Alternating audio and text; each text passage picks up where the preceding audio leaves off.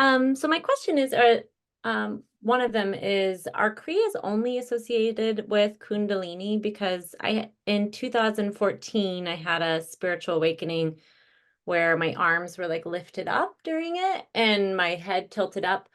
And then I didn't have, and then I like kind of was in a golden room and had all this like wild experience, had trauma come up, all this good stuff. But it was a very spontaneous, like 1 day event, followed by like more peace and bliss. But then nothing really happened for about 10 years, where now I'm having Kriyas during meditation. And so I guess I'm just trying to make sense of, was that Kundalini?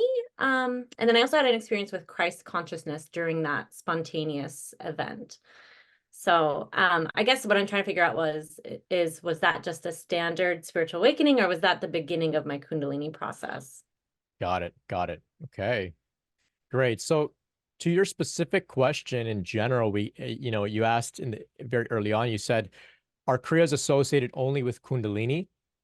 I'll address that, and then I'll address the more latter aspects of your question.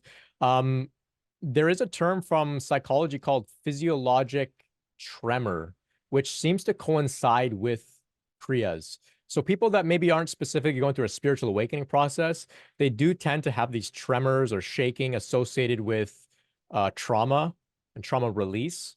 And there are some modalities around, shaking, sorts of shaking meditations, dynamic meditations, where you're invited to just shake it off. And I like to think that a dog isn't going through Kundalini awakening, but if you stress a dog out, immediately they shake it off, right? They just shake. That's like a Kriya, and it's not associated with Kundalini. So that's one way that we can look at your question in general. But this is a great question overall here. So 10 years ago, you have a sort of experience with your arms being moved spontaneously. It's a very spiritual experience. Um, 10 years later, I guess you determine that you're now going through Kundalini awakening.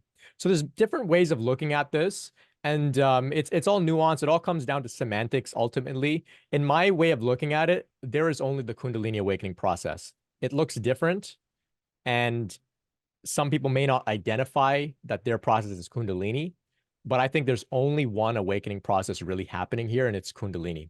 So some call spiritual emergence, spiritual awakening, and then they discern between that and Kundalini awakening.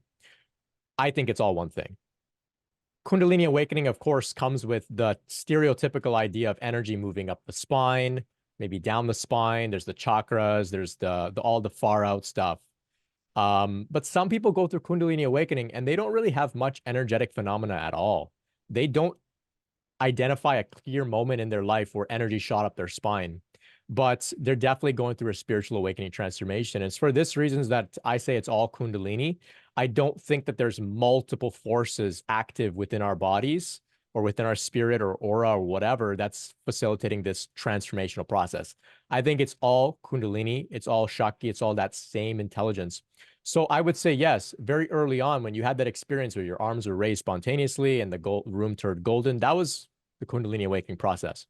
I can relate because when my spiritual journey first began, I sat to meditate and I had a very subtle Kriya, but it was just my neck and my spine was moving. I didn't know anything about any of this. I just thought that's really kind of freaky. I left it aside. Something like 8 years later, then the energy shoots up my spine. 3 years or so after that, then I was like, wait a minute, way back, this was already happening to me. And then I contextualize my entire spiritual journey as a Kundalini awakening process.